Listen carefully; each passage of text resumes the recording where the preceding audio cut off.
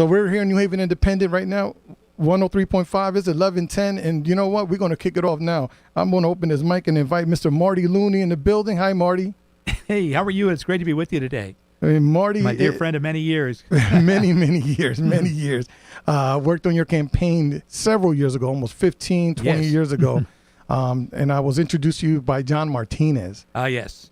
Our late great colleague, John, did a superb job as the first Latino state representative from New Haven. And he was a significant mover and shaker in the State House of Representatives. And his death was a tragic loss to everyone.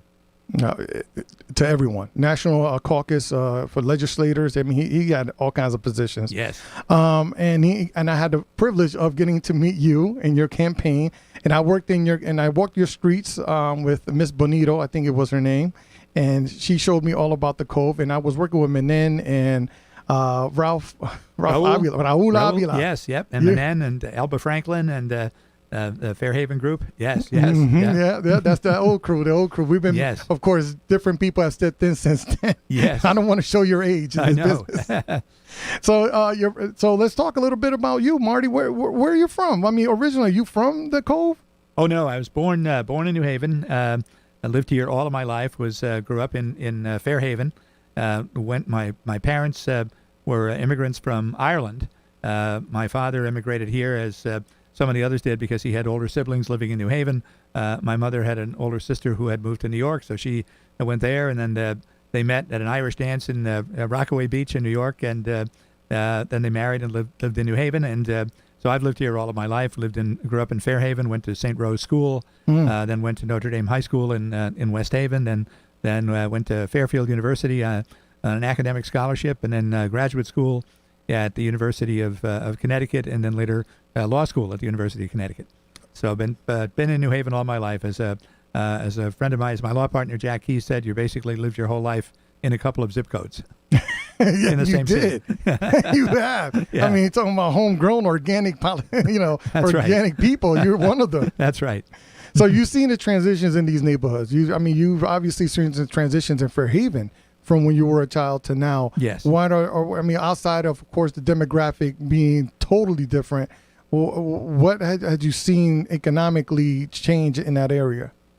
Well, certainly there've been increasing levels of poverty in the community. The advent of the drug problems that has been a problem, but still there is a core in Fairhaven of solid, hardworking people looking to own their own homes and thrive in that neighborhood. So, while it has changed with the different waves of ethnic immigration over the years, it's still a solid neighborhood. There's lots of beautiful housing stock there.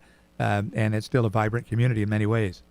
Grand Avenue over the years has gone an influx. And when you drive down Grand Avenue right now, there are very little empty storefronts on Grand Avenue, showing how economically diverse and rich that neighborhood is when it comes to businesses. What do you think contributes to that healthy business atmosphere on that Grand Avenue sector? Well, I think Grand Avenue has always been a thriving commercial area. There's lots of storefronts fronting on the avenue. Lots of businesses operating there on the whole length of the avenue, from East Grand all the way to Olive Street, and it's a thriving commercial area, just as you have Whaley Avenue in the western part of the city, and also areas in the Hill with Columbus and Washington and other places. Mm-hmm. But Grand Avenue needs to be preserved as a vital commercial center. And the small businesses operating there really are the lifeblood of that neighborhood. There's a distinction between Grand Avenue and Dixwell Avenue. I mean, we're talking about two communities. They're very distinct. And right now, there's more empty storefronts on Dixwell versus Grand Avenue. That's true. And Dixwell, of course, is another vital cog in our community. And there's going to be a significant, I think, stabilization on Dixwell Avenue will occur because of the resurrection of the Q House and some of the other developments that are planned for the Dixwell neighborhood. I foresee a great recovery in Dixwell in the years to come as well.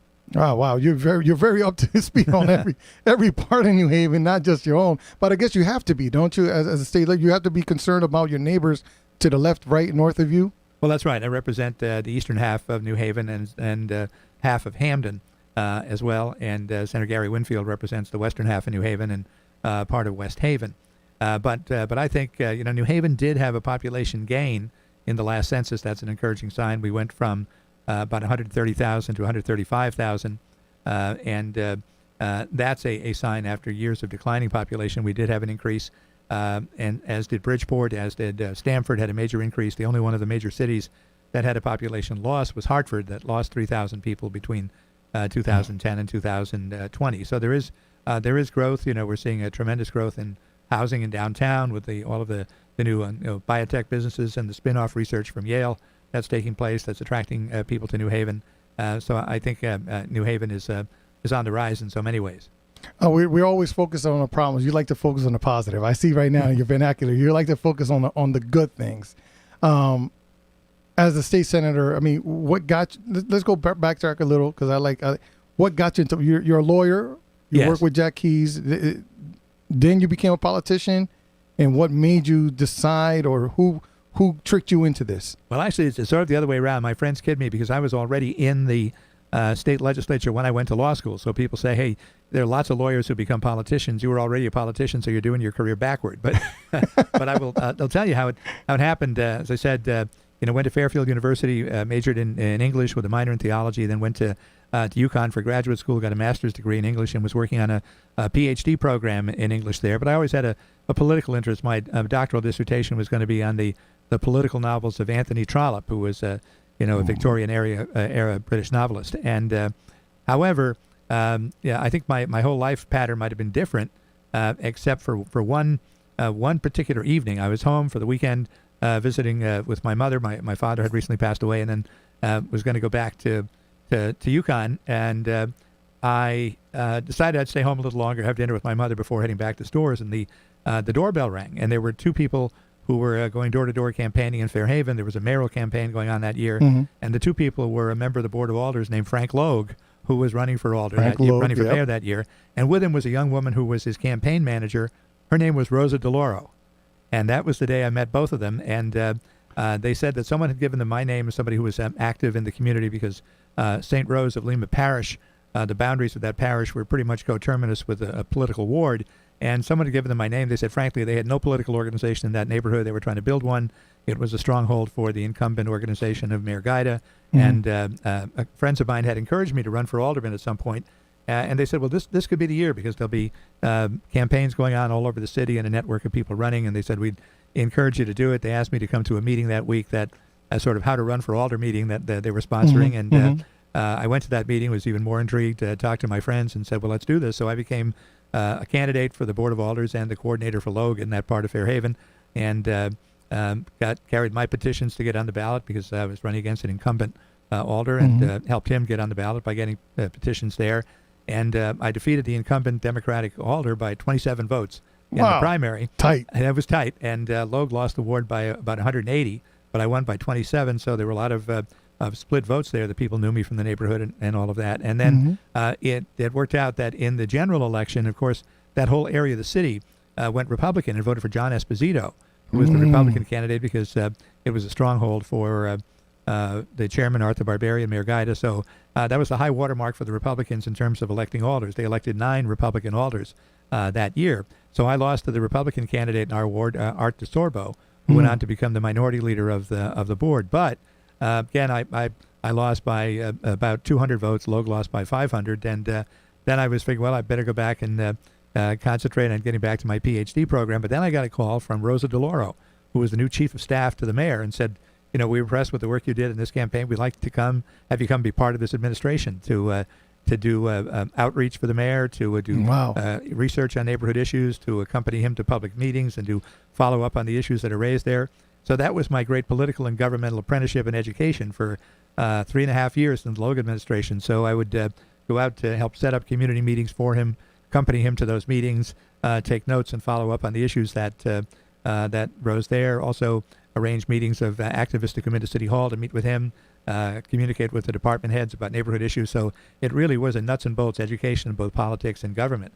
During those years, I also developed an interest in running for the legislature if an opportunity ever came, because volunteered on a couple of legislative campaigns for people who were close to Mayor Logue, including Bill Dyson, Representative Tom Wall in the Hill.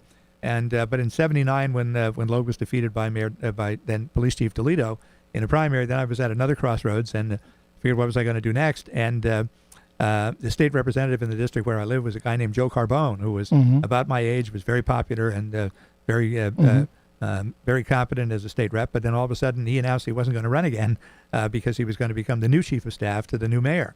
So all of a sudden there was an open seat in my district. Wow. So I ran for that, and again, didn't get the party endorsement, but qualified for a primary and won the primary. And I thank Rosa DeLauro, Stan Greenberg, Louisa DeLauro, and others were key parts of my campaign effort for that. So I won the primary and then was elected state rep. And then right after getting elected state rep, I went to law school. So I did that while I was went to law school while I was serving in the House of Representatives. So I was a state rep for 6 terms, and then was elected to the state Senate when my predecessor, Senator Tony Avalone, decided not to run again. He was about to become a member of the Democratic National Committee. So then I was elected to the state Senate and served as chair of the Banks Committee, and then ranking member on the Judiciary Committee when we were in the minority for 1 term. Then I became chairman of the Finance, Revenue, and Bonding Committee for 3 terms, and then majority leader of the Senate, chosen by my colleagues after that, for 12 years. And then for the last 8 years, I've been the president pro tem. And then when I came out of law school, I started practicing in '85, started practicing with Jack Keyes because he was running to succeed his father as probate judge that year, and they needed to take on another lawyer to take on some of the work. So Vinnie Morrow Sr., who was our town chair at the time, said, "Marty Looney's graduating from law school. Why don't you talk to him?" And he said to me, the Keys need another lawyer. Why don't you talk to them? So Vinnie helped set that up, and so I've been now with Jack for 37 years practicing law. And for those who don't know who Jack Keyes is, he's one of the prominent lawyers in the United States, let alone New Haven. Right, and the probate judge in this district for many years. And his father was one of the greatest people I ever met, and he was there for the first 13 years that I practiced with him and with Jack, and then since then with I would Jack. say that, can I just say this? You had a great mixture of drive, opportunity, and people around you. I mean, you have an internal drive that you wanted to do something. You always was looking for something, but you had great people in your corner. I mean, you just mentioned 6 or 7 great politicians that right now belong in the history books in here in New Haven for what they've done. And opportunities were just presented to you along the way, and you were always positioned perfectly to take advantage of those opportunities. I think that sums it up in a nutshell. I've been blessed by having opportunities occur at a time when I was prepared to take advantage of them, and having the support of wonderful people who had faith in me and helped me to achieve those objectives. And I'll be forever grateful for those opportunities. That's why I love serving in the General Assembly as much today as I did the day I was first elected. Whenever I get off the Candelario exit and see that gold dome, I still get a rush of feeling about what an honor it is to be elected by a group of people in the state to be their state senator. And it's such a blessing and such an honor. I still see now I look at you, I see this nice humble kid from Fairhaven. Let me read off something here. Kebra, I don't know, Kebra, I want to say your name wrong again. LaShawn Smith, she's a listener. Good morning, Senator Looney. My grandmother, Hattie Turner, had a great amount of respect for you. Thank you for your service to our community. My grandmother's example of being a community Kebra, of being a community servant, and your leadership at the Capitol are a few of the reasons I became a community service and advocate that. I am, as a nurse and serial entrepreneur with several businesses that create jobs and opportunity for our community. So thank you. Oh, well, thank you for those comments. And, of course, your grandmother, Hattie Turner, was one of the legendary people in Connecticut, in New Haven, a community organizer, somebody who was a magnet for those who needed help. And she knew exactly how to advocate with government and social service agencies to get people help if they thought they were in a vacuum and no one was listening. She found a way to make sure they got listened to. You are like a human encyclopedia now. You're like a historian, a walking historian, because you had first contact with so many community leaders over the time. What do you see are good qualities in a community leader? I think, first of all, it has to be about service. You have to have a genuine interest in helping people and in trying to find out what the authentic needs are and what is the best way to address those needs. And that's why I'm a Democrat. I'm a firm believer In government, if it is run effectively, responsibly, and with accountability, it can be a great force for good in a community, in a city, in a state, in the nation.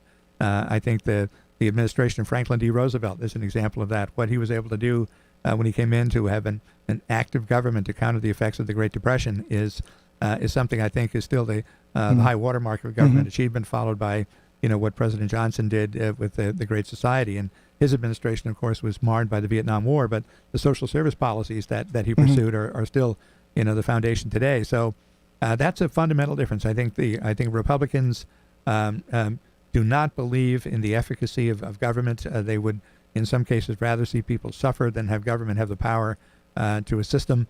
Grover Norquist was saying at one point that he'd like to see government get to be so small that he could some point strangle it in the bathtub. I just saw a recent article in the New York Times that said that states that are run by Republican governors take more than give, and states that are run by Democratic governors give more back to the government than they actually receive from the government. That's absolutely right. And we have a Republican state senator actually serving now with us, who in a speech on the Senate floor at one point said he looks forward to the day where the people of Connecticut shouldn't have to pay any attention at all to what state government does, that it will be empowered to do so little. That's the stark contrast, I think, between them and us. When my son was little, we lived on the second floor on Woolsey Street in Fairhaven, and my mother was on the first floor, and they used to play a little game where if she had loose change around, he would grab the loose change, and she would chase him and make believe she was chasing him to get her money back. So one day, a little while before that, he had asked me about, well, what's the difference between Democrats and Republicans? He was about 6 or 7 years old, and I said, well, Democrats feel that government has an obligation to help people in need, those who are struggling, those who need some assistance, and Republicans basically don't feel that obligation. They feel that people should be left on their own to sink or swim, unless those people tend to be well-connected corporate people looking for a government subsidy, and then they're certainly willing to help them. So I didn't realize how much of the lesson he had absorbed until one day he grabbed some change. He was headed up the stairs. He was laughing, and my mother was chasing him. She said, stop him. The little thief took my money. I said, Michael, give Grandma back her money or she'll be one of the poor people. And he said, I don't care. I'm a Republican. And of course he was not, but it showed me that he absorbed the lesson that I had told him. That is another article. I think this was from the Post that mentioned that like Connecticut is like the #1 socialist state in the country in regards to monies and how it's spent on the community.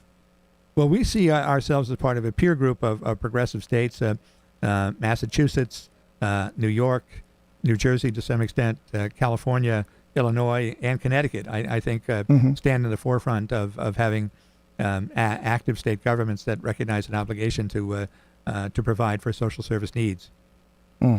I was mentioning earlier about the disparity in housing and the need for low-income housing, affordable housing, also affordable home ownership, which is the next level of, I guess, the progression of affordability, especially here in New Haven.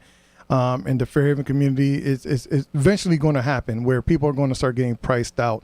What protections can we have to assure that there is affordable homes for people to purchase, especially single family homes? Because that's the American dream, isn't it? It is, absolutely. And the key is, I think, making sure that people can afford the mortgages that are going to be needed if they're going to be home. We need to have more capacity to subsidize mortgages for moderate income people, down payment assistance plans, and because we know that neighborhoods that have a strong component of owner-occupied homes are strong neighborhoods. The people have a great interest in maintaining their property, even if they're multifamily homes. If the owner is a resident there, you have a stable community and also a network where people feel part of the community. They become members of neighborhood and community organizations, and that becomes a stable neighborhood rather than one that is rootless in some way. So we need both to provide a significant increase in affordable rental housing, but also to make a commitment to home ownership, both by finding ways for down payment assistance programs, putting money into that, as well as mortgage subsidies. Well, let's start with education then, right? Because isn't that where it all starts? I mean, if you're not financial literate, if you're not well educated, of course, you're not going to make ends meet. You're going to find it very more difficult, I should say, to make that transition from renters to home ownership. What can we do? As you can tell here in New Haven, we have issues with the New Haven board. Ms. Tracy is stepping down later this year. There was an article that they misnumbered the number of days the students should have been in school last year. What's going on with our education system, and where do you see positive changes can occur? Well, first of all, I think the thing that was most alarming was the decline in reading and math scores that was reported, and the reluctance of the New Haven board to adopt the new reading curriculum, which is shown to be effective. I mean, you know, when the state adopts the curriculum, it's something that the towns are supposed to act on. It's not a suggestion; it's a requirement. And I think clearly the pandemic has had a much greater effect in lower income communities and lower income neighborhoods within those communities, with more disruption of education, more time lost, less capacity to be online and make up for lessons that are lost in school. I know that in fact New Haven itself did a study during the pandemic, looked at a street in Fairhaven. I believe they looked at Ferry Street, and they looked at, I think it was Yale Avenue in Westville, and there were streets that had similar numbers of kids enrolled in the public school system. But the kids who were successfully connected online in Westville were so much higher than the kids who were successfully connected online and sustained that in Fairhaven. It was just another issue of the manifestation of the difference that poverty makes. Now, we recognize that in this year's budget and in legislation that we passed with Senate Bill 1 and Senate Bill 2, and House Bill 5001. So these were really high priority bills for both the House and Senate Democratic caucus. And we are putting a great deal more money and resources into early childhood education and support for pre-K and daycare programs, because that's where it all has to start. Because we know in many cases if people come from a deprived atmosphere, and if kids have not had quality preschool or quality care at home, they come to kindergarten already sometimes a couple of years behind developmentally, and they may never catch up because immediately they sense that difference, and school sometimes becomes a place of humiliation for them rather than achievement.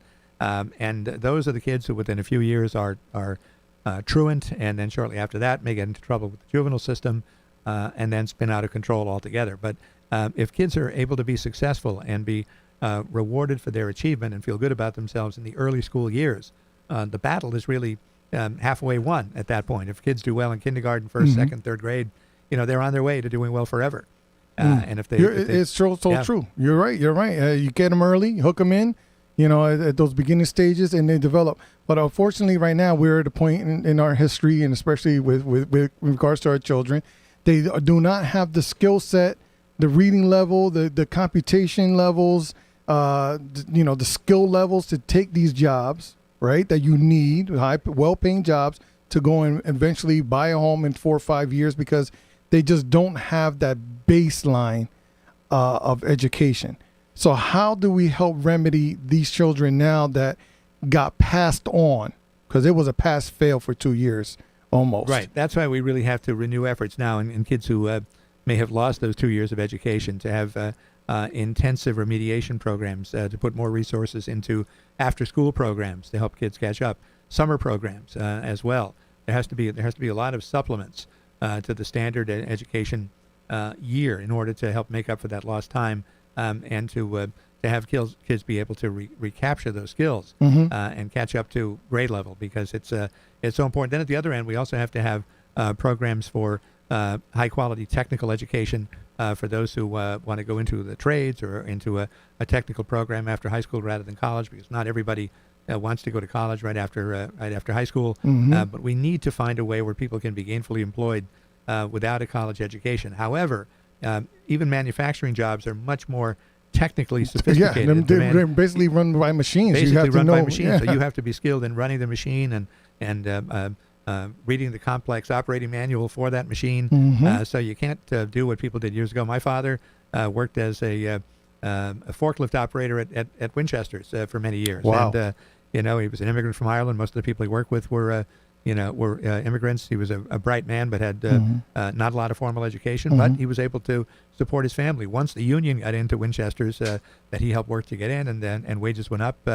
We were able to do well because lived carefully and modestly, but we weren't struggling. And my mother stayed home and didn't go to work until I was in high school. Wow. So it was a good union job, even though it didn't require a lot of skills when he went in. That was the secret. And but those jobs now are more scarce, but they also require a higher level of entry-level skill. than they did at that time. I mean, right now, I mean, we were even talking about McDonald's. I got a friend of mine who manages and owns a few McDonald's, and if the machine goes down, he struggles to find individuals that can actually do the math to keep it running. Oh, with, to make the change. To make the change. Yes, yeah. I mean, that's how bad our education system has gotten, especially here in New Haven, where you can't even run a business based on the basic knowledge of your employees. Where, I mean, we can say now that we can supplement the education, but we really do have to make an effort, because I know a couple of kids who graduated high school, they were just passed on. They didn't. Some of these people are now graduating without being able to read or do basic math. How do we help them? Well, that's the phenomenon of social promotion, that kids are just passed along. But I think that, we don't necessarily in some cases want to hold people back, because that may increase the likelihood that they'll drop out. But that's where I think you need an intervention with a significant additional support, tutoring to help those kids catch up. After-school programs, summer programs, supplemental tutoring, extra assistance during the school day that focuses upon weak areas that the student may have. I think that we have to identify where those weaknesses are and then address them. And otherwise we fail. Would you be on board with like a post-high school, trade program or something like that is free to, because of course no one's going to be able to afford trade school. Some of these institutes that are out there that train people in mechanics and all that, those cost money. Is there a way to provide a free version of these, but that provide very basic knowledge? Well, I would certainly support that. We do have obviously technical schools and technical high schools, but there aren't enough of them, and I don't think they can accommodate the large number of kids who might be interested. But also we have to make sure that the kids are prepared to actually function in those programs. So I would support anything that bolsters public technical education for students, because again, student debt, as we all know, is a huge problem. And one of the crises that's why I'm so pleased that President Biden's has successfully pushed for the provision that will forgive a certain amount of student debt, because we know that there are kids coming out of college now who are hugely in debt. Their futures are already burdened by that. It's going to postpone marriage and family formation, postpone buying houses. They won't be able to afford a down payment because they have student debt. And the ones who are the worst off are the ones who borrowed a lot of money to go to college and still, for whatever reason, did not finish college. Just because you didn't get the degree doesn't mean you don't still have the debt. And those are the ones who are actually the worst off. But so we have various levels of education that needs to become more affordable. I think that's absolutely right. Probably the number one thing. And also I would say like a post high school type program that kids can go to and either learn a trade or catch up on those skills that they missed out on, because the attention that individuals that have difficulties in that system, they don't get that support. I mean, they get muddled in they get clumped into a group and then they get pushed on. How do we focus on those kids? I mean, is there monies to allow people to focus and to provide teachers with more resources? Well, yes, that's one of the things we did work on in this year's budget and in some of the bills that we passed to address these needs that have existed a long time but have been exacerbated and come, I think, to greater public attention because of the pandemic. One of the crises we face, and going back to student debt, is that the cost of higher education has accelerated for the last 30 years at a rate far greater than standard inflation. And that's why it's so damaging. Now, when I went to college many years ago, I went to a private university, Fairfield University. I got an academic scholarship that covered most of my tuition. But a kid in those days, if you were enterprising and had a part-time job and plus the scholarship aid I had, it cost my parents very little for me to go to college, and because the cost was reasonable, even though it was a private university and the public universities were less so. That's certainly not the case now. Is that some private universities are charging up to $80,000 a year. Maybe some you get financial aid maybe to cover some of it, maybe some scholarship aid that doesn't have to be repaid, but the bulk of the financial aid is in the form of loans, and that's a crushing debt for people. Even the public universities are far more expensive than they were, and I think we reached a tipping point where that whole system of rising costs in higher education has to be examined, because we can't have inflation at triple the standard rate of inflation going on year after year after year in higher ed. And we're not even, you're talking about inflation, but we're not even talking about income. I mean, Right. the income from year to year is in the 1 percentile or even That's less. right. That's right. Inflation's at what, 5 to 9, Yep. Yes. and then yeah. college we're talking about 20 to 30. That's right. That's right. And that's and that just can't be sustained. So it can't be sustained. I mean, you're talking about a 29% difference between year Yes. to year. College going up and pay is not even budging. That's I mean, right. people Yeah. are making less this year, from what I understand, than last year. Yes. Yeah. Yeah. Once we tally up the end of the year, I mean, people are going to make less this year than they did last year due to inflation. Right. I mean, my son's senior year at Yale, 20-something years ago, was $28,000, which seemed like a lot of money then. Well, congratulations. My daughter goes to Hopkins this year, $61,000. There you go. And Yale is now 75 or 80, I guess. But you know, Yeah, good luck. yeah, but that shows you that how much the cost of inflation for higher ed has gone up far beyond the standard inflation rate. You know, that's just a sign of things going off the rails. But we need education. We need people to be out there, go out there and don't be. I mean, we're having these conversations. We need to lower taxes in the state. This comes from Quarlick on YouTube. We need lower taxes in the state. Is that possible to achieve? We do have one of the highest tax rates in the country, but can we lower taxes and still provide the services that we're providing? We can lower taxes on some, but we will have to raise taxes on some to do that. We need more revenue, which in my view means that we need to have a higher rate of taxes on those at the highest levels of income. And that's not going to happen. And we don't happen to tax people all that high. We need a higher tax on capital gains and dividends and interest income for those who are at the very high end of our Oh, no, don't income tax my scale. dividends anymore. Come on now. You're already getting like 40% on my dividends. Stop. But we need to, because where else are we going to get the money? We don't want to raise the income tax on moderate income people. We don't want to raise the sales tax. We don't want to raise other taxes. But there is great wealth in the state. We did a study from our Office of Fiscal Analysis said that for people who earn less than $100,000 a year, less than 10% of their income comes from investment income, dividends, interest, and capital gains. Yep. When you get to the level of $2 million a year, I don't know if there's a typical person making $2 million, but at that point, only Marty Loonies of the world. We're going. that's a decade worth of. But for people who are at the $2 million a year income and higher, only 20% of their income comes from earned income and 80% comes from investment income. That's the difference. And for people under 100,000, it's 10% in unearned income and 90% or more in earned income. So what you're telling me is I need to make more money so I can pay less taxes. That's right. Okay. But that's highly improbable. I mean, but the thing is too that the people that are paying taxes, they come from communities that they are contributing more to the tax base. They have more influence over the political structure. You know how these PACs work. Right. Those communities got more money.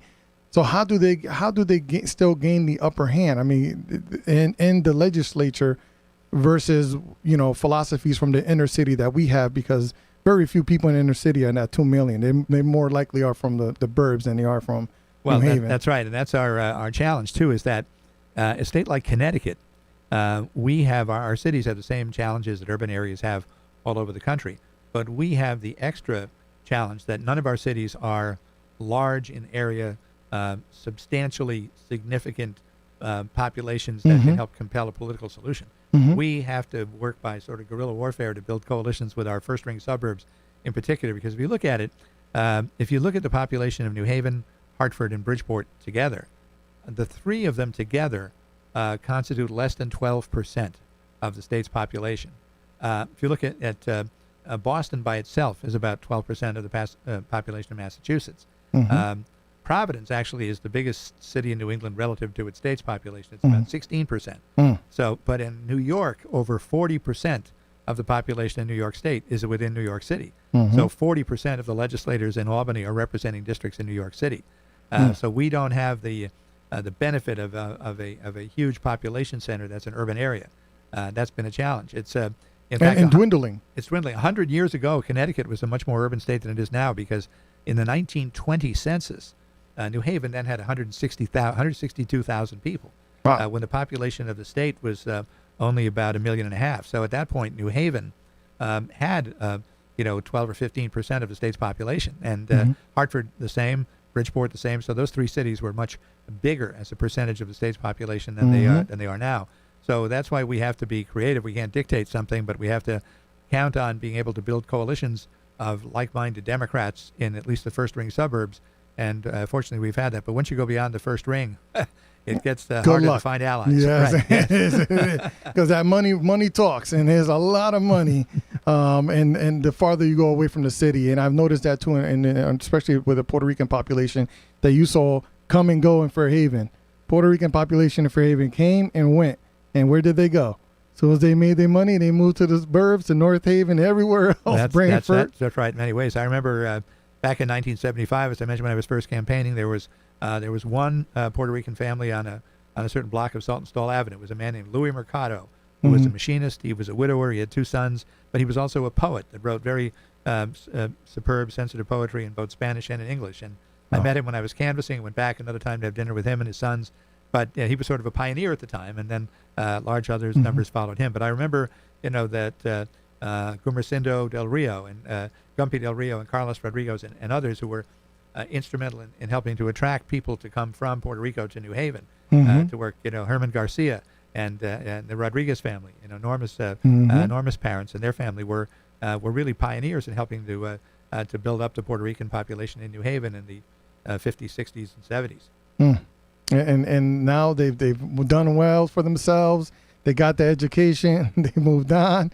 Now we need those people to come back and contribute to these neighborhoods, at least politically. Make sure that if you're Hispanic, you're Puerto Rican, you moved out to North Haven, you still have influence over politics in New Haven in a weird most way, but through your politician and making sure your politicians are aware that they also contribute to they all vote on the same legislation that affects everyone. But of course, the advantage with the Puerto Rican population is they were already American citizens, could participate in democracy right away, and of course, those coming from other nations in Central and South America don't have that advantage. No, and right now you're disadvantaged because right now in Fairhaven you have I can't even guess how many thousands of votes that do not even exist right now. Yes, yeah. And so, and that shows up in the voter totals from those wards too. So how can you get more monies when? And that's what people don't understand about education. Oh, we why don't we get more money? It was because as New Haven tax pool, we don't put in enough to be able to request out versus a small town up north that contributes millions of dollars to the government, and their education system and schools look way different. Right. Well, New Haven does get a substantial amount of money from the state, as does Hartford and Bridgeport. And in the past couple of years, we were really able to make a breakthrough to benefit New Haven in terms of increasing the payment in lieu of taxes money that is paid by the state to replace the money from tax-exempt private colleges and universities and hospitals. New Haven got an infusion of $50 million a year in additional money in that category because, again, we were able to build a coalition while it's only the larger cities that have those institutions, for the most part, having colleges, having hospitals, and having private universities, the state partially reimburses them for the revenue not collected. But we also reimburse communities for state property as well that's not taxable. And we made a coalition with legislators from Eastern Connecticut who said, well, our towns are poor also. They have low property values in many cases. So what we did was we created a 3-tier structure so that those whose net grand list per capita is under $100,000 would get 50% pilot reimbursement. And for those between 100 and 200,000, they'd get 40. For those over that would get 30. Prior to that, everybody was only getting in the low 20s.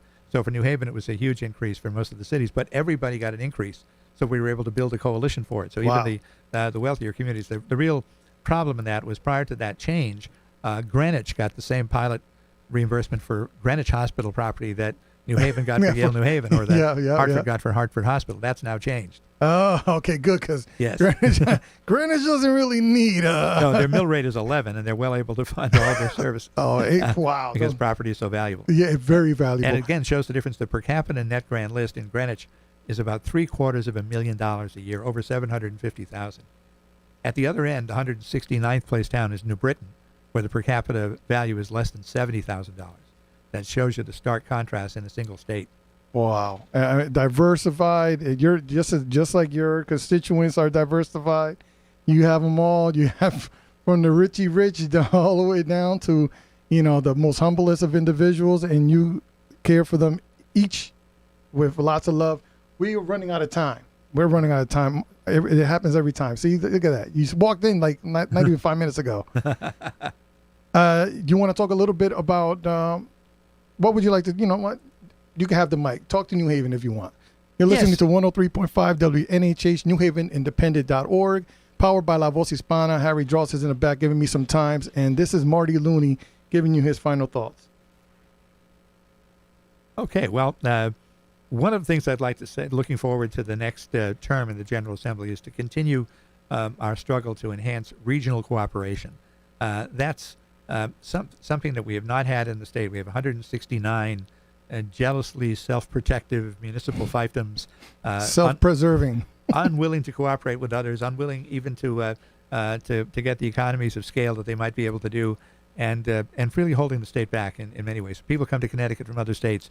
They say, you're a very small state to have 169 separate towns and no regional government at all.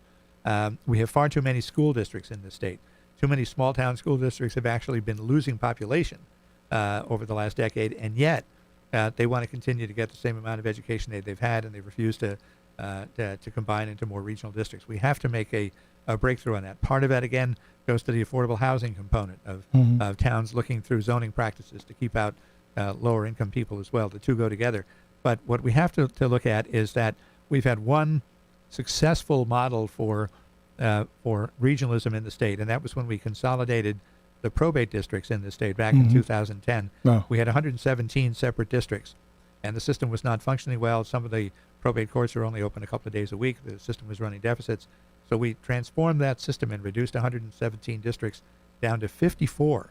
And since 2010, we've had a much more successful, vibrant, and effective probate system. But what it meant in many cases was, this was really controversial because it meant abolition of a number of elected positions, because the probate judges are the only elected judges in the state. All the others are the Superior Court judges, and appellate and Supreme Court judges are appointed, but the probate judges are elected. And yet we were able to, operating on the principle that any town with a population under 40,000 should probably become part of a regional district. The larger cities would continue to be single town districts, but that has worked very well. We need to do something along those lines for school districts. We need to have towns be able to combine as economic entities to attract businesses to a region, not just looking at when a new economic development initiative comes into a region, there's one town that's a winner because it gets a new development, and everyone else that competed for it is a loser. There are other states that do it differently. They have a revenue sharing system like Minnesota's had for years, called the net grand list, the guaranteed tax-based system, where towns in an entire region benefit from any new factory or economic development facility that comes into any town in their region. A portion of the new revenue is apportioned to all the towns in the region, not just the one that actually has the physical development. And that has really helped an entire region to market itself successfully over the years. We need to think creatively and move along those lines, because we're being held back by our current system that certainly was understandable in colonial times, but not any longer. Is not sustainable. And is not sustainable. Yes. You sound, when you're talking about this region, you do sound like it sounds more like government is turning into a business, and we need to consolidate the upper management of the state. That's one of the problems too. We have so many of these small school districts are top heavy with administrators. Yeah. You have an administrative layer, then you have the administrators who are in schools. Now, some people say, "Oh, you're talking about closing schools."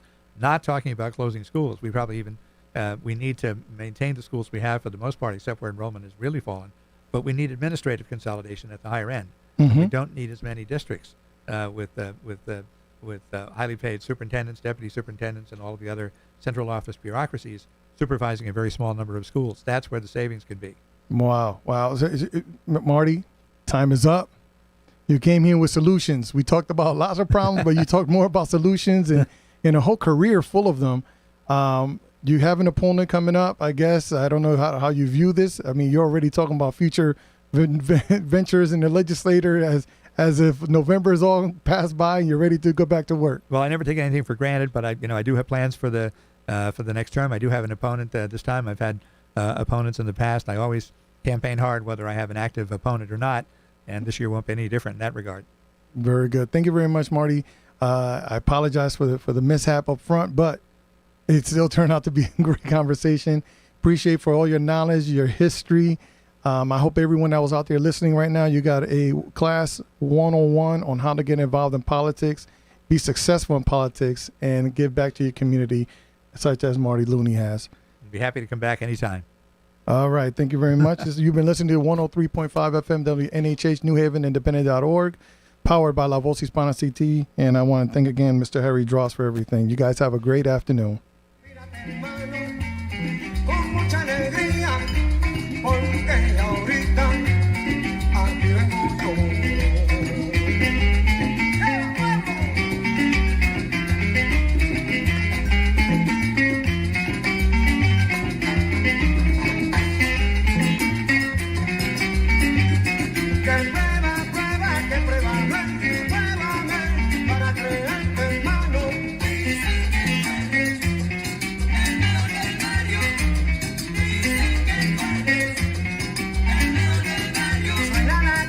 Suena el bongo, suena